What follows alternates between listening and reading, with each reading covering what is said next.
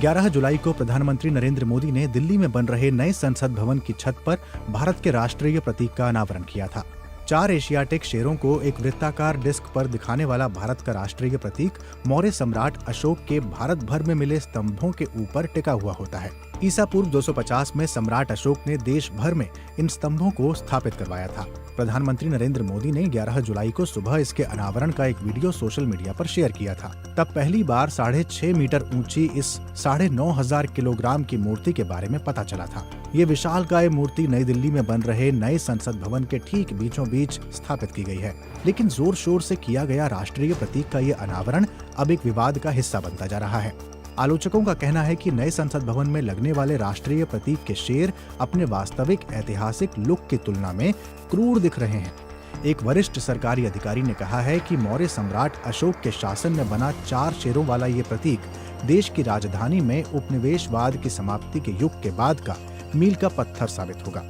भारत के विभिन्न हिस्सों में मिले मौर्यकालीन स्तंभों के ऊपर टिका ये प्रतीक सबसे भव्य रूप में वाराणसी के पास सारनाथ में देखने को मिलता है। इसे अब सारनाथ के संग्रहालय में देखा जा सकता है। लेकिन नए संसद भवन पर लगे करीब 9.5 टन के राष्ट्रीय प्रतीक के शेरों के हाव भाव पर सोशल मीडिया पर कुछ लोग सवाल उठा रहे हैं। लोगों ने कहा कि जिस रूप में शेरों को दिखाया गया है वो अशोक स्तंभ पर लगने वाले वास्तविक शेरों की तुलना में बिल्कुल अलग है। सोशल मीडिया पर लोग कह रहे हैं कि वास्तविक शेर दयालु और राजसी वैभव वाले लगते हैं, लेकिन नए संसद भवन पर लगे राष्ट्रीय प्रतीक के शेर गरजते और दहाड़ते से नजर आ रहे हैं। राजधानी दिल्ली में बन रहा नया संसद भवन अरबों के खर्च से बन रहे सेंट्रल विस्टा प्रोजेक्ट का हिस्सा है। योजना अंग्रेजों के बनाए सरकारी दफ्तरों के आधुनिकीकरण करने की है। सोमवार को कम्युनिस्ट पार्टी ऑफ इंडिया के नेता सीताराम येचुरी ने प्रधानमंत्री नरेंद्र मोदी के अनावरण पर सवाल उठाए हैं। उन्होंने कहा है कि ये कार्यपालिका और विधायिका के बीच शक्ति विभाजन के विरुद्ध है, क्योंकि प्रधानमंत्री मोदी कार्यपालिका के प्रमुख हैं, लेकिन संसद भवन विधायिका का प्रतीक है। सीताराम येचुरी ने अनावरण के समय प्रधानमंत्री द्वारा पूजा पर भी प्रश्न उठाए हैं। विपक्षी दलों ने यह भी कहा है कि उन्हें मूर्ति के अनावरण के लिए नहीं बुलाया गया था। इसके अलावा AIMIM के नेता और सांसद असदुद्दीन ओवैसी ने भी सीताराम येचुरी की तर्ज पर प्रधानमंत्री द्वारा अनावरण किए जाने का विरोध किया था। लेकिन कुछ लोगों ने प्रधानमंत्री द्वारा किए गए अनावरण की खूब तारीफ की है। वरिष्ठ पत्रकार मिन्हास मर्चेंट ने भी ट्वीट किया है कि जिसने भी इन शेरों को गुस्से में दिखाया है उसे दोबारा से डिजाइन स्कूल में पढ़ने के लिए जाना चाहिए। लेकिन एक अन्य पत्रकार कंचन गुप्ता ने मूर्ति की आलोचना करने वालों को अज्ञानी बताया है। उन्होंने ट्वीट किया, जो नई संसद के ऊपर स्थापित किए गए राष्ट्रीय प्रतीक की आलोचना कर रहे हैं वो अज्ञानी हैं। जो इस बारे में रिपोर्ट लिख रहे हैं या इसे आगे फैला रहे हैं वो नासमझ हैं।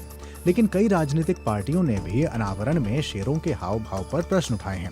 राष्ट्रीय जनता दल ने ट्वीट करके कहा है कि मूल कृति के चेहरे पर सौम्यता का भाव तथा अमृतकाल में बनी मूल कृति की नकल के चेहरे पर इंसान, पुरखों और देश का सब कुछ निकल जाने की आदमखोर प्रवृत्ति का भाव मौजूद है। सेंट्रल विस्टा प्रोजेक्ट के तहत नए संसद भवन और नए केंद्रीय सचिवालय के साथ राजपथ के पूरे इलाके का रीडेवलपमेंट होना है। ऐसी उम्मीद थी कि इस साल आजादी की 75वीं वर्षगांठ के अवसर पर नया संसद भवन बनकर तैयार हो जाएगा, लेकिन अब अधिकारियों ने कहा है कि ये अब अक्टूबर तक ही तैयार हो पाएगा। विपक्षी दल इस प्रोजेक्ट पर हो रहे खर्च पर भी सवाल उठाते रहे हैं। ये मामला भारत के सुप्रीम कोर्ट में भी पहुंचा था, पर अदालत ने इसे हरी झंडी दे दी थी। सरकारी दस्तावेजों के मुताबिक 15 एकड़ में फैले इस परिसर में 10 4 मंजिला इमारतें होंगी। ये परिसर राष्ट्रपति भवन और साउथ ब्लॉक के बीच होगा, जहां PM और रक्षा मंत्रालय के दफ्तर हैं।